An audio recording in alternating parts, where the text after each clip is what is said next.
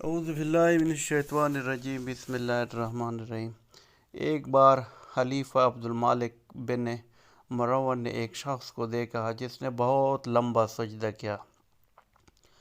جب اس نے سر اٹھایا تو اس کے سجدے کی جگہ آنسو کی وجہ سے بھیگی ہوئی تھی۔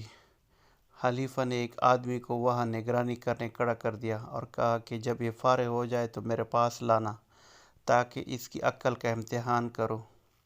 الغرض جب وہ نماز سے فارغ ہوا تو بادشاہ کے سامنے لایا گیا۔ بادشاہ نے کہا کہ میں نے تجھ سے ایک ایسی بات دیکھی ہے کہ جنت تو اس کے بغیر بھی مل سکتی ہے، یعنی اتنا رونے کی کیا ضرورت ہے جبکہ اس کے بغیر بھی جنت مل سکتی ہے۔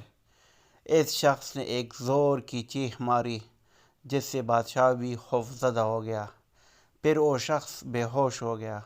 پھر بہت دیر بعد اس کو ہوش آیا تو وہ اپنے چہرے سے پسینہ پوچھ رہا تھا اور اللہ سے خطاب کرتے ہوئے کہہ رہا تھا کہ اے اللہ، تیری نافرمانی کرنے والے ہلاک ہو، جب تک کہ وہ آپ کے پاس گناہ کا بوجھ اٹھائے ہوئے ہیں۔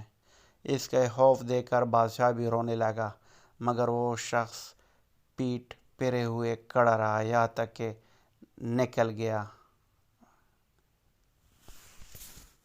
اللہ تعالی ہم سب کو اللہ سے ڈرنے کی اور آپ صلی اللہ علیہ وسلم کی سنت پہ عمل کرنے کی توفیق فرمائے، آمین۔